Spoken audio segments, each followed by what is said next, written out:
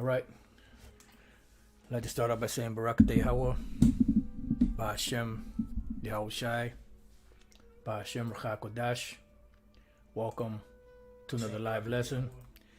The name of this one is Lamb Back to the Unknown God, unto the Unknown Forgotten God / the Elect Sealed.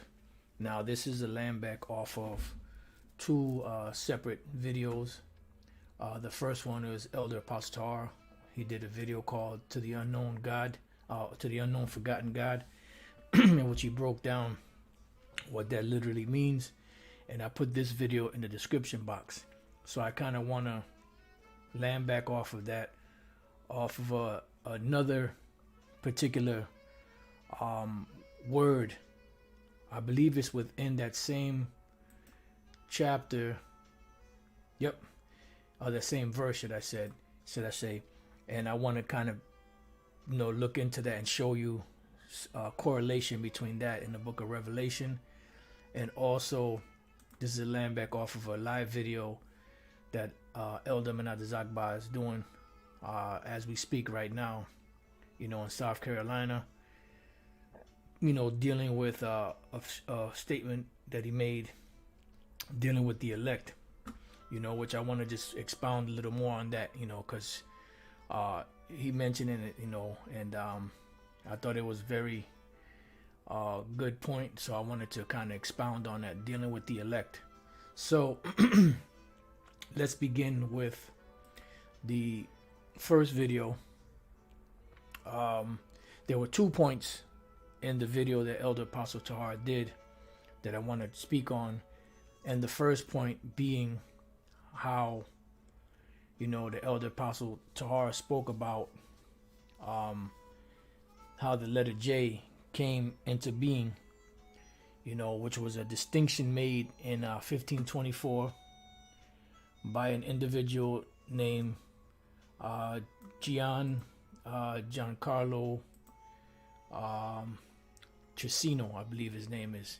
Just bear with me 1 second. Yep, Gian Giorgio Trissino. I'm thinking of Giancarlo, the actor. Gian Giorgio Trissino. All right, that was the individual who separated the J from the I in distinctive sound. So, building off of that, let's just go to the. Let me bring this over here. That way we can have a separation. All right, let's go to the letter J. This is the letter J in the Wikipedia. It says J or J is the 10th letter in the modern English alphabet and the ISO basic Latin alphabet. Its usual name in English is J, pronounced J, with a now uncommon variant, Jai or Zai, whatever that, however you pronounce that, when used in the International Phonetic Alphabet for the Y sound. It may be called Yod or Jod, pronounced whatever. So let's just go down to the history. This is really the main point. It says the letter J used to be used as a swash letter. Now, swash is a typographical flourish, such as an exaggerated serif, terminal, tail, entry, stroke, etc. on a glyph. The use of swash characters dates back to at least the 16th century, which is, the 1500s, as they can be seen in Ludovico, whatever the case is, La Operina, which is dated 1520 something. So pretty much what the letter J is an elongated form of the I. They just put a little swash at the bottom, or a little curvature, or a little Nike hook, or whatever you want to call it. All right. So it says the letter J used to be used as a swash letter I, used for the letter I at the end of Roman numerals when following another I, as in 23. You see XXII, and then you have a J, or XXII with a J at the bottom, which is an elongated I. That's why you have the smaller case J has a dot on the top, because it was really an elongated I, and it was not pronounced J in the Greek or in the Latin. It says a distinctive usage emerged in Middle High German. Gian Giorgio Cecchino, 1478 to 1550, was the first to explicitly distinguish I and J as representing separate sounds, which this is information that the elder Pastor brought out a few months back. I'm not sure exactly how long ago, about the letter J being brought about in the 1524. And when you go back into the One West, we used to say 1600s, 1700s, but it really goes back into the 1500s. Okay?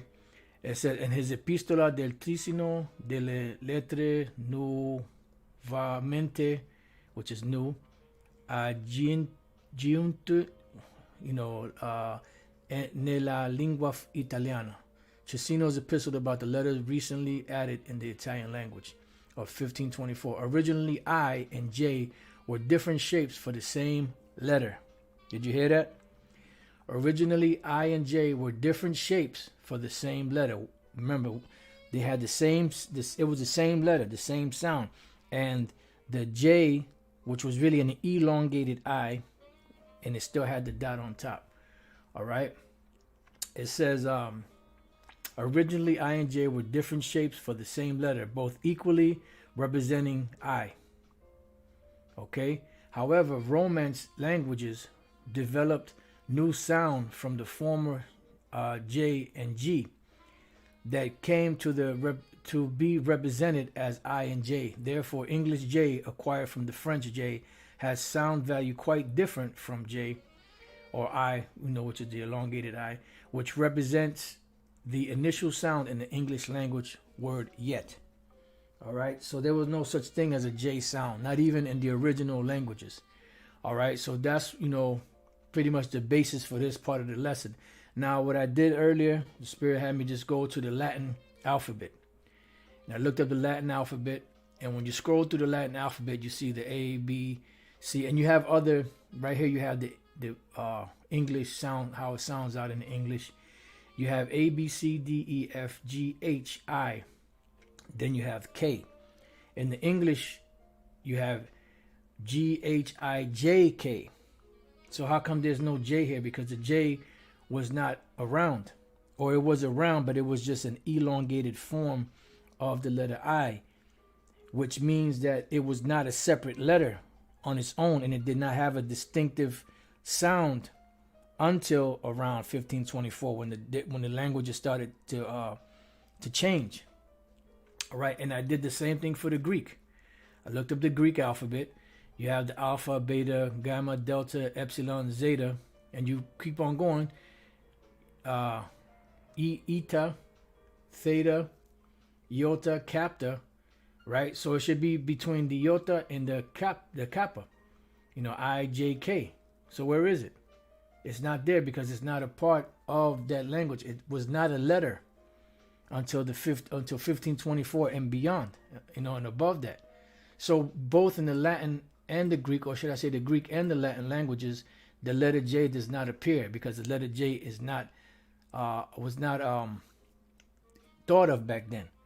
It was just an elongated form of the I, which was a representation of the same letter, same sounds. All right. So how can the Heavenly Father's Son's name be Jesus when there was no such thing as a J until 1524? And this is the point. There was no sound for the letter J.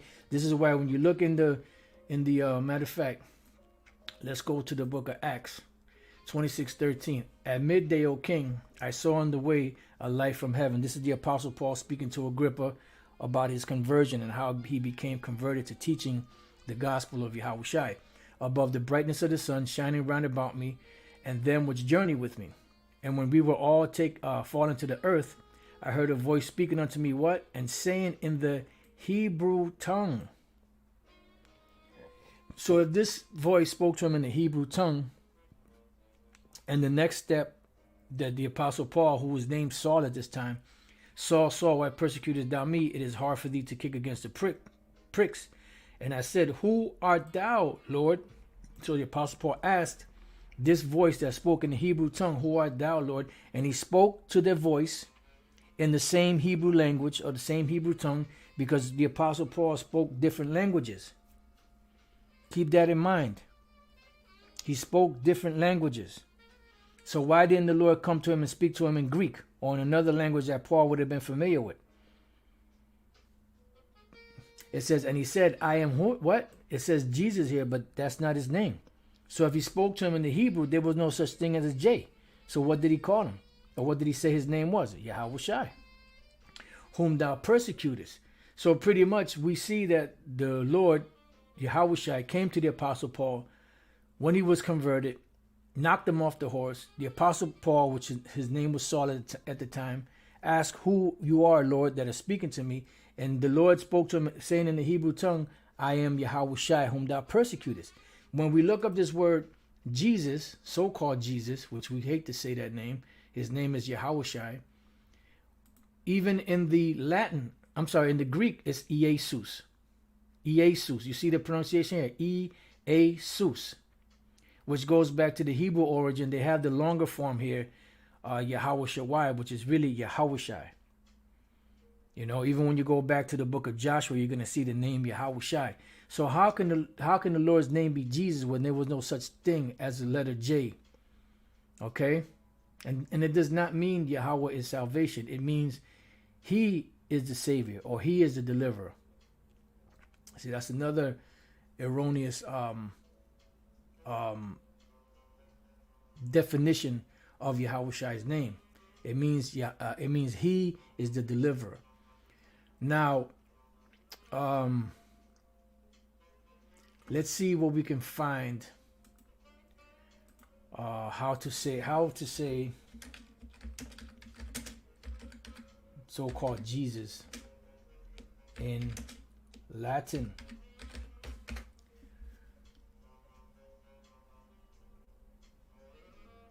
Which is similar to what we just saw here.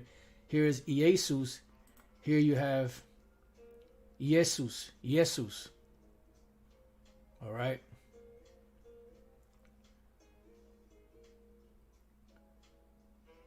Let's see. What does it say here? How to say Jesus. See? Jesus. Jesus. In Spanish, it's Jesus. See? Jesus. In Spanish. Latin? Jesus. Let's see if we can get the Greek. Let's get the Greca. Let's see if it comes up. Nope. Let's go again. Let's try that again. Let's hit the translate. Sweet. Jesus. No. Jesus. Jesus. See? Jesus. Jesus. Jesus. Jesus. Jesus. This is the other way of saying it. Jesus. All right. So you see that there is no letter J in those two pronunciations in the Latin or in the Greek. So how could his name be so-called Jesus when it goes back to the Hebrew word Joshua or Yahawashi? Now there was an argument with what was it?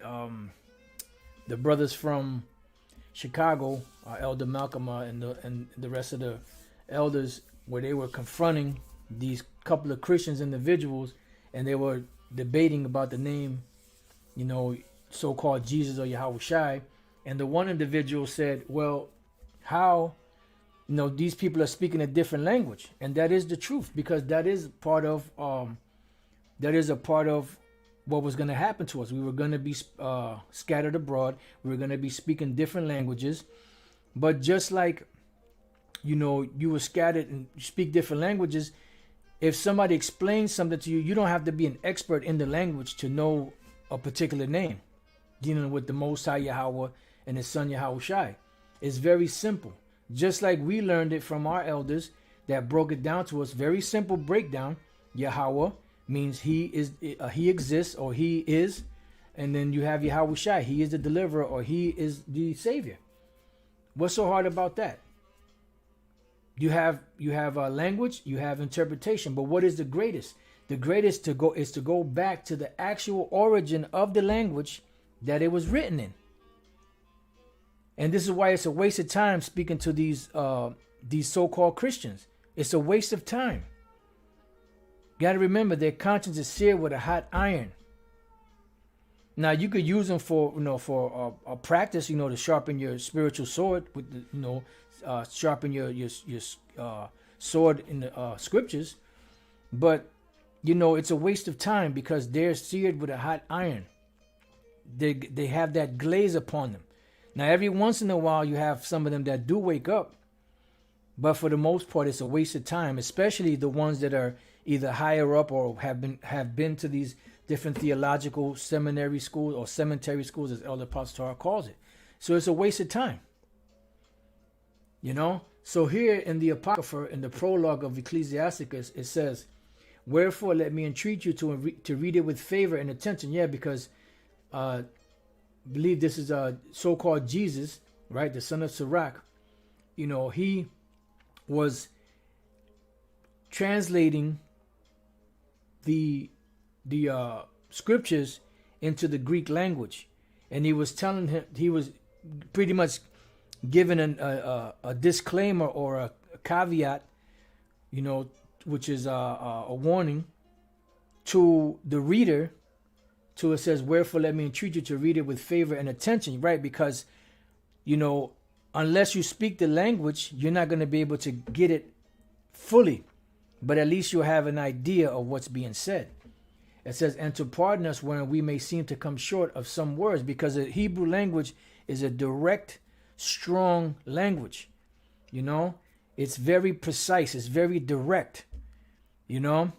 So sometimes when you're translating it into another language, it's hard to do because you're not going to be able to capture every idiom, every syllable, or because sometimes words and syllables portray a certain message. That is lost. That's what they say, the terminology lost in translation. Matter of fact, let's see what that says when we put in lost in translation.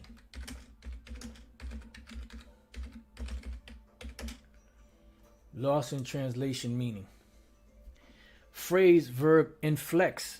If you say that a quality of something has been lost in translation, you mean that it is not very good as a result of being translated into another language or told in a different way. Because the punchline is not going to be there like it is in its original language. And this is why so-called Jesus, or Yahawashi, the son of Sirach, wrote this. He said, "And pardon us when we may seem to come short of some words which we have labored to interpret. For the same things uttered in Hebrew," which Yahawashi came to the Apostle Paul in the Hebrew tongue, "and translated into another tongue, whatever the tongue may be, have not the same force in them," because they don't have the same impact. But you have some kind of an understanding of what the message is, but in order for you to get the full impact of it, you have to go back to the origins of the language that it was written in. It says, "have not the same force in them, and not only these things, but the law itself and the prophets and the rest of the books have no small difference when they are spoken in their own language." So that's why if you want to get a better understanding, we got to go back to the origins of the language it was written in. It was not written in English. English did not exist back then. So if it was written in Hebrew, it was written in Greek, and then later translated to Latin, and then so on and so forth, it makes sense to go back to the original language that it was written in. Makes sense. Makes all the sense in the world to me. Now let's go from there to the book of 1 Corinthians to deal with the issue where these guys say, well, people today, they don't speak that language. That's why it was translated and this, that, and the other, and this translation and that. Yeah, but even if it was translated, it has an origin. And we have records to go back to the origin. So why not go to the original way it was said, spoken, to get a better understanding of what it means? Yep, that's a good one. Dyed garments from Bosborough. 2 Kings 18:26. It says, Then said Eliakim the son of Hilkiah, and Shebna and Joah unto Rabshakeh, Speak, I pray thee, to thy servants in the Syrian language, for we understand it, and talk not with us in the Jews' language, which is Hebrew, in the ears of the people that are on the wall, because the average person did not speak the Syrian language, because the Syrian language, or the Aramaean, was more of a learnt. That's why the captains and whatever it was that was sent, I forget their titles, they were like more of the nobility. So they spoke both the Hebrew, the common Hebrew, and the Syrian language, or the Aramaean. But the common folk didn't speak that. They only spoke the Hebrew. That's why when they spoke about the apostles, what did they say? They said, "How hear we these men speaking in our language? Are not these Galileans?" Because Hebrew was just a common language for the common folk. But the so-called Aramaean, or the Syrian, was a language that was taught to the learnt, to the nobles. All right? And what the hell is going on here in the comment board, man?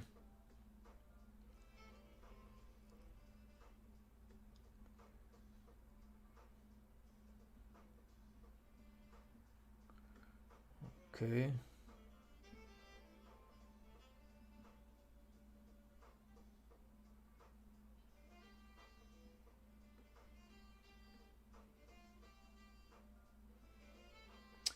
All right, just anyways, let's move on. So here it goes in 1 Corinthians. So the sense would be, if you're a teacher and you know the language, or you know words in that language, in particular certain names, why not go back and explain it to the people?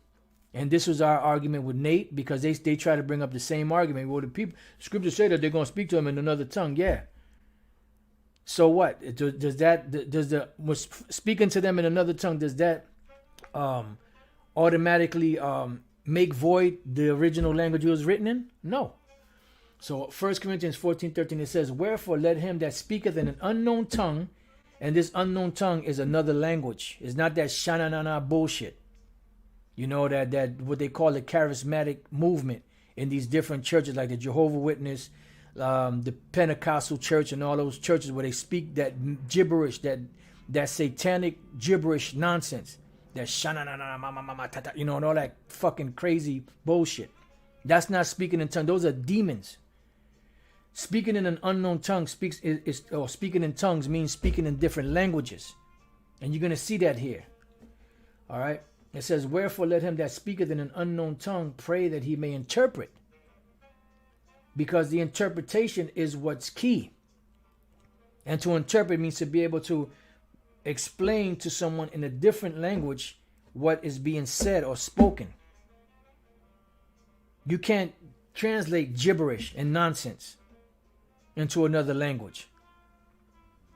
So it says, if I pray in an unknown tongue, and the word there for unknown tongue in the Greek is heteroglossos. The word hetero means other, like heterosexual, other sex. And the word glossos is the word tongue. So if I speak in an unknown tongue, or if I pray in an unknown tongue, or in a different language, it says, my spirit prayeth, but my understanding is unfruitful. So that's why you have to break it down to the people. It says, what is it then? I will pray with the spirit, and I will pray with the understanding also, because at the end of the day, it's all about what? Edifying. You cannot edify someone if they don't understand what you're saying. It says, I will sing with the spirit, and I will sing with the understanding also. See, it keeps going back to what? Understanding. Else, when thou shalt bless with the spirit, how shall he that occupied the room of the unlearned in what? That other language that you're speaking in, whether it be Greek or Latin or whatever the case is, or Hebrew, depending on who you're speaking to, say, so be true at thy giving of thanks. Seeing he understandeth not what thou sayest. Notice how many times the word understanding and understandeth cometh up, because it's about understanding. Knowledge and wisdom is only as good as the understanding of them. And if you don't understand what's being said because it's spoken in a different language, then how can you give thanks? How can you be edified? This is the argument that the Apostle Paul is making. For thou verily givest thanks well, but the others not edified. Why? Because he didn't understand what you were saying, because you were speaking in a different language that he is not familiar with. Right? It says, I thank my power, I speak with tongues more than you all. See, so the Apostle Paul said, I thank my power that I speak with tongues more than you all. Why is that? Because the Apostle Paul spoke Hebrew, he spoke Greek. It's a possibility he spoke Latin, even though the scriptures don't go into it. But remember, he was a learned man. He was brought up under nobles. And those were the common languages back then was Hebrew, Greek, and Latin. And when you spoke Greek and Latin, that was known as the languages of the learned. They show you that even in the movie Tombstone. You know, when Ringo, I believe it was Ringo and Doc, you know, they were having verbal or mental dispute, and then Doc, you know, he spoke to Ringo in the Latin because Doc was a learned man. And then when Ringo spoke to him in the Latin, he said, I really don't like this man, because that guy was also learned. See? So that's what it means, being able to speak in different tongues. All right? There was another precept that came to mind, but it kind of escaped me for the moment. But let's move on. Lord's will, it comes back. It says, yet in the church I had rather speak 5 words with my understanding, that by my voice I might teach others also. Because if you speak words, matter of fact, let's go to the 9th verse. So likewise ye, except you utter by the tongue words easy to be understood, meaning to be explained in the language that this individual speaks. Otherwise, the message is going to get lost. How shall it be known what is spoken? For you shall speak into the air. Yes, so you're going to be speaking into the air. They're going to hear the words coming out your voice, out your mouth. They're going to hear the sounds, but they're not going to know what's being said. So it says, yet in the church I had rather speak 5 words with my understanding, that by my voice I might teach others also, than 10,000 words in an unknown tongue. It says, brethren, be not children in understanding, howbeit in malice be ye children, but in understanding be men. Because it's about the understanding, right? It says, in the law it is written, with men of other tongues, meaning what? Different languages and other lips will I speak unto this people. Yeah, because they're going to speak different languages. And yet for all that they will not hear me, saith the Lord. So even if you speak to them, to the majority of Israel, in the language that they speak, they're still not going to hear the Lord. All right, so now let's go from there to where that's written. Isaiah 28:11, for with stammering lips and another tongue will he speak to this people. When you look up the word another tongue, you have the word achar, which is another, other, following, further, other, different.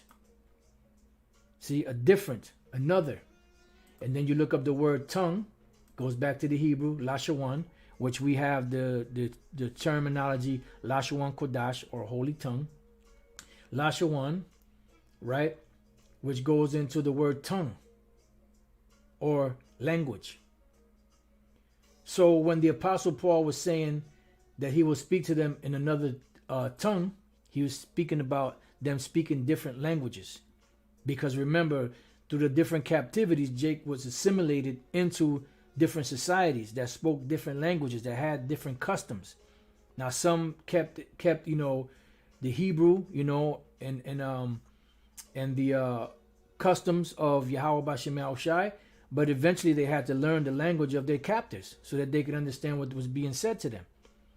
And some of them were forced to learn the language, just like when Esau took over Gad, what they do, they sent them to them boarding schools, made them cut their hair, you know, made them forget about their heritage, their language, and taught them what? The English.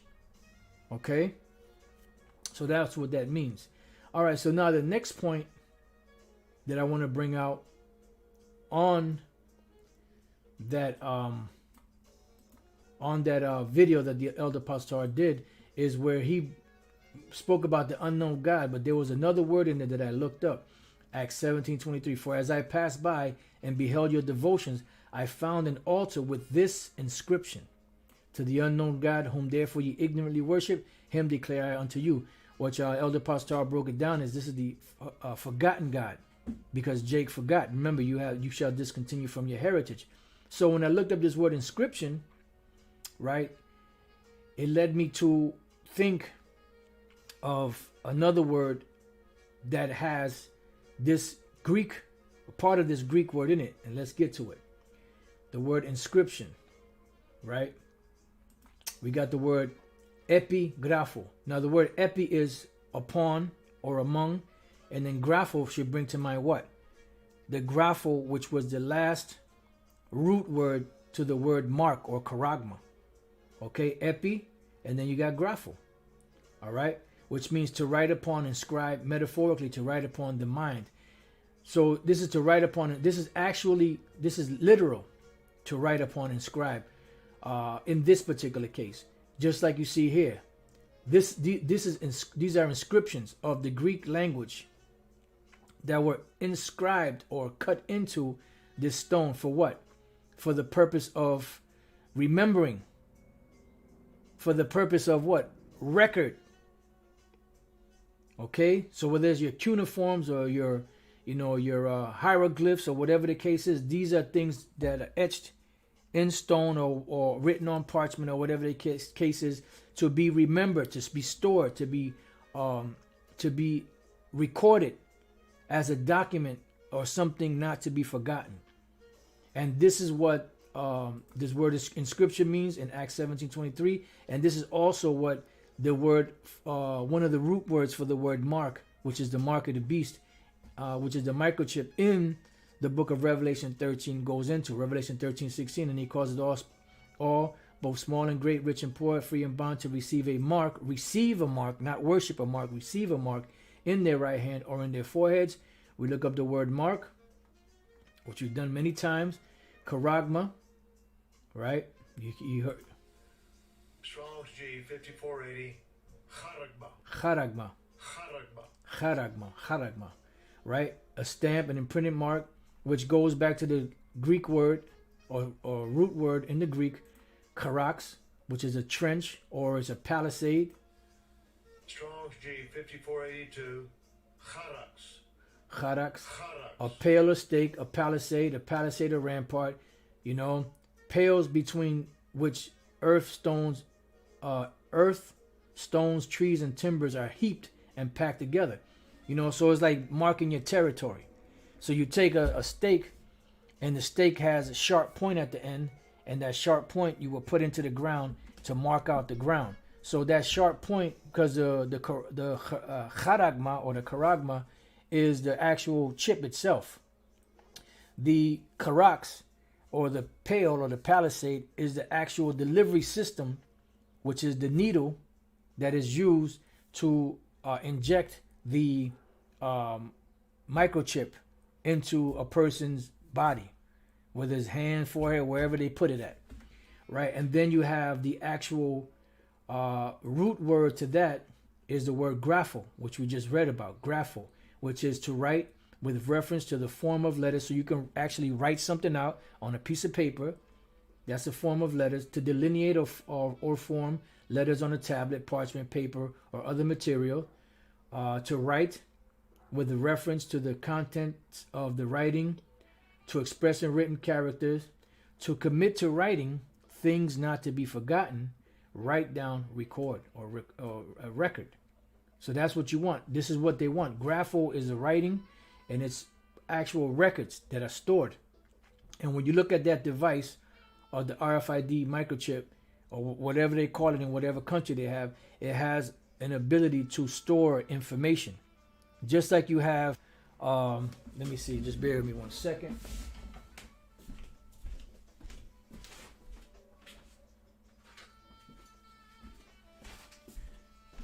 Just like you have these thumb drivers right here, right? You have these thumb drivers, and these thumb drivers you can put into your computer. You could put video on it. You could put, you could put music on it. You could put letters. You could put different documentation that you need. You can actually go online, get your driver's history or criminal history, whatever. You could put it on here. So they want to transfer this into a person, which is called the Internet of Things or the Fourth Industrial Revolution. And that's what they want to do, to put things on there not to be forgotten, like a person's whole life, pretty much. All right. So I just found that pretty interesting when I actually looked up the word inscription, in Acts 17:23, when it spoke about the inscription to the unknown God. All right. So those are the 2 points that I wanted to bring out on the Elder Apostle Tahar's video, which I watched earlier this morning. And now the last thing I want to do is I want to build on a statement that the Elder Manata Zakba had brought out in this video here, which he was live earlier. News: soaring gas prices, North Korean missile launch, supermarket shooting, etc. And I want to say this, to the elder, the brother, that I know you do lessons, and sometimes I might do my lessons at the same time sometimes. So if you're doing a lesson, you don't have to stop your lesson. Not saying that you've done it in the past, but because I know you have the wrench, the moderator, on my channel, to knock off anybody that's acting stupid. But if you happen to be live and the spirit is on you, just keep going, because there's other moderators on here also that have the wrench that they can handle whatever is on the comment board if they act stupid. I just wanted to say that's a thought that came to mind earlier. So what I wanted to say here on this video, he had mentioned, I forget exactly where, but he had mentioned about the elect being sealed by the word, which is true. But now I want to expound on that. He spoke about the elect and how them being sealed, and I believe they even one of the brothers put the scripture Ezekiel 9:6, and then when he read that, he mentioned it. That the elect are sealed by the word, which is true. Now, what I want to build upon is that the elect have already been sealed before the foundation of the earth.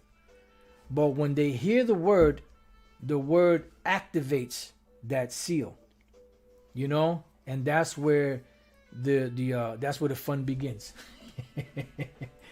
But all jokes aside, I got just a couple of precepts on that I want to kind of expound on. But that is the truth, like the elect are sealed when they hear the word, but they already been sealed before the foundation of the earth. And when they hear the word activates that seal, and it brings them to the true life, for lack of better words, So let's get some of these precepts I had. This is the book of 2 Corinthians, chapter 1. And let me see if I can start up a little bit above this. Let's start at 15. And in this confidence I was minded to come unto you before, that you might have a second benefit, and to pass by you unto Macedonia, and to come again out of Macedonia unto you, and of you to be brought on my way toward Judea. When I therefore was thus minded, did I use lightness, or the things that I purpose? Do I purpose according to the flesh, that with me there should be yea, yea, and nay, nay? But the Most High is true. Our word toward you was not yea and nay. Yeah, because they weren't uncertain. Whenever Paul spoke, it was you knew what it was. It was either one thing or the other. For the Son of the Most High, Yahawashi, who was preached among you by us, even by me and Silvanus and Timotheus, was not yea and nay, but in him was yea. Yeah, because it's not about being confused, using confusion or using deception. It's about coming straight with the message. It says, for all the promises of the Most High in him are yea, meaning in Yahawashi. And in him so be true, unto the glory of the Most High by us, because the Lord is going to be glorified in us when he raises us up. Lord's will we be the elect. Now he which establisheth us with you in Yahawashi and hath anointed us is the Most High, because they are two separate entities that agree in one, who hath also sealed us and given the earnest of the Spirit in our hearts, meaning in our minds. So we were sealed. But when the word is spoken, that activates, the seal that is in the elect. All right, let's look up this word sealed, see what it says. The word for seal is sfragizo, which I remember reading that many times, but you forget. To set a seal upon, mark with a seal, to seal. And where did that start from? That started all the way back from the beginning. But let's just go to the book of Ezekiel, the 9th chapter, and show you. And then I got another precept I want to go to, a couple more, and then we could close out the lesson. Ezekiel 9:4. And the Lord said unto him, go through the midst of the city, through the midst of Jerusalem, which are the Israelites. Jerusalem or Jerusalem is a people before it's a place, and set a mark upon the foreheads of the men that sigh and that cry for all the abominations that be done in the midst thereof. Yeah, because there is a sense of anger and disdain for the wickedness of this world in certain individuals. So the Lord was telling the angel to go through and set a mark upon these men that are sighing and that are crying. Now the word mark in the Hebrew is the word thawah. Okay, now this is the spiritual mark of the Most High, which says desire mark. Here's the point: mark as a sign of exemption from judgment. So this is an exemption from judgment, which means that these particular individuals were sealed from the foundation of the world to not fall victim, so to speak, to the judgment of this world. Such as we read in Romans 11 chapter when Elijah thought he was the last prophet left, but the Lord gave him a different answer. He says, verse 4, but what saith the answer of the Most High unto him, unto Elijah? I have reserved to myself 7,000 men, which is a complete number, not 7,000 exactly. The number 7 equals completion, who have not bowed the knee to the image of Baal. Why? Because they were sealed from the beginning of the creation. They were sealed so that they won't receive judgment with the world. All right? They were exempted. They were exempted from judgment. So going back, let's read that again. Well, actually, let's read it again. And the Lord said unto him, go through the midst of the city, through the midst of Jerusalem, and set a mark upon the foreheads of the men that sigh and that cry for all the abominations that be done in the midst thereof. So this seal is activated when they hear the word. And this is why, brothers that were out there in the world doing whatever they were doing, once they heard the word, something in them turned them around and said, you know what, man? Nah, this world, something's up with this. And this message that's coming out is resonating with my spirit. Like, there's something about this, and then they start being drawn and then being built up and edified in the word. And to the others, he said, in mine hearing, go ye after him through the city and smite. Let not your eyes spare, neither have ye pity. Yeah, to the ones that are not sealed. Because when we read the word mark, right? Let me see if we go back, what's going to happen. Let's see one more time. Nope. When we go to the word mark again, and we have read, I'm sorry, that wasn't it. It was here. The word sealed, sfragizo, right? It says, for security from Satan. But you also have those that are given to Satan. Just like Yahawashi cursed them wicked Pharisees and Sadducees in them out and said what to them? He said, ye are of your father the devil, and the lust of your father you will do. So pretty much you have those that are sealed to the Most High, and you have those that are sealed to Satan. As we break down the 1/3 and the 2/3 is what? The 1/3 is 33.3%, and the 2/3 is what? 66.6%. And the Lord already said, let's go real quick to Isaiah 65 and 11. But ye are they that forsake the Lord, this is dealing with the 2/3, that forget my holy mountain, that prepare a table for that troop, and that furnish a drink offering unto that number. Because you have Israelites that trust in other Israelites, and pretty much what's going to happen is they're sealed from salvation. They're sealed to destruction. It says, therefore, what will I number you to the sword? And the number is the 2/3 here in America, but you have other Israelites around the world, which that's a whole topic in itself if somebody want to tackle that. Because when we dealing with the 2/3, the 2/3 are just here in America. It's not dealing with other Israelites around the world that are going to receive judgment. The 2/3 is only here in America. The 1/3 and the 2/3 are here in America. All right. It says, and you shall all bow down to the slaughter, because when I called, you did not answer. When I spake, you did not hear, but did evil before mine eyes, and did choose that wherein I delighted not. So 2/3 have been numbered to the sword. All right. So you have some Israelites that are sealed unto Satan.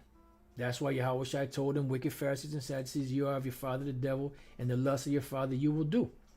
So going back to Ezekiel 9:5, and to the others he said in mine hearing, go ye after him to the city and smite. Because the Lord wants to hear when Jake, whether it be men, women, children, or whatever that are not right, when they howling and crying for this destruction. That's why in Proverbs, the first chapter, it says what? It says that, I will also laugh at your calamities. I will mock when your fear cometh. It says, let not your eyes spare, neither have ye pity, because the angels ain't going to have no pity when the Lord let them loose. It says, slay utterly old and young, both maids and little women, and little children and women. Both maids and also women. There's going to be a lot of death. It says, but come not near any man upon any, Salaki, I'm a little excited. But come not near any man upon whom is the mark, or that thawah, or that exemption from judgment. And begin at my sanctuary, because it's going to begin first with those who know that they're Israelites. It says, then they began at the ancient men which were before the house. Now this already took place, back then, because this was an angel that came through and destroyed Jake back then. But it's the same thing now. The things that were written aforetime were written for our learning. Because this is not talking about actual men going around destroying Jake. It's talking about the angels. This one particular angel going around and doing his business. All right. But the point to take away from here is that word mark, or thawah, which is exemption from judgment, which that seal is activated when the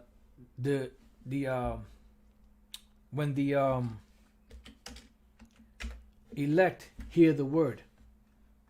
All right, so let's go to Ephesians chapter 1 and verse 13. It says, let's start at 12.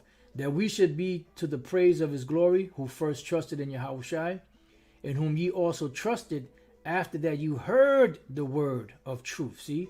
So you trusted him after that you heard the word of truth, the gospel of your salvation, in whom also after that you believed, you were sealed with the Holy Spirit of promise. So the elect are already sealed. They have that marking of the thawah of the Lord, the exemption from judgment, but that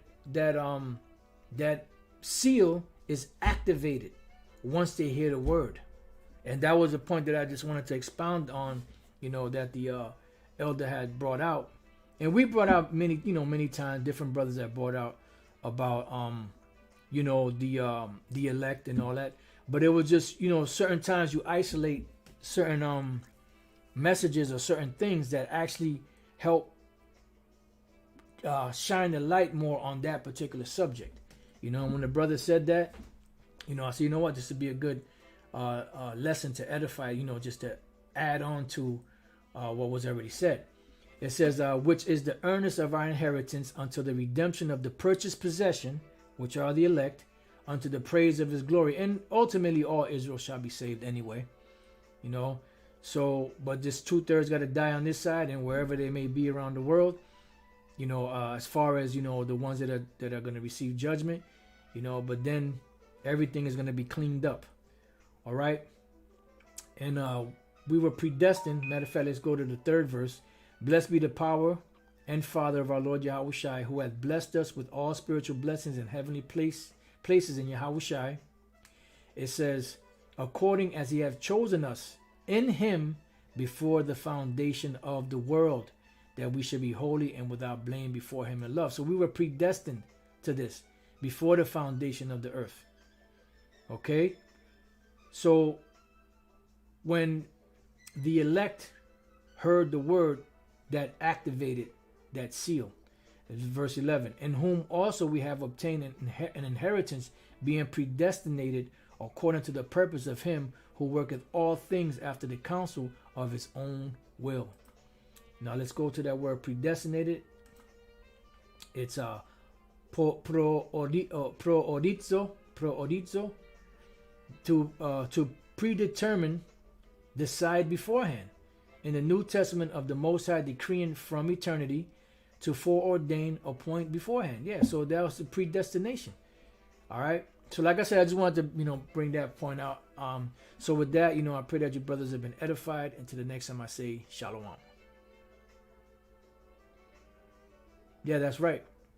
Yep. The elect is already sealed. They just need to be activated. So yeah, you could be in the streets doing every hear the word and be activated and repent. Yeah. In other words, hearing the word and then afterwards repent. Yeah, that's right. That's right. All right, so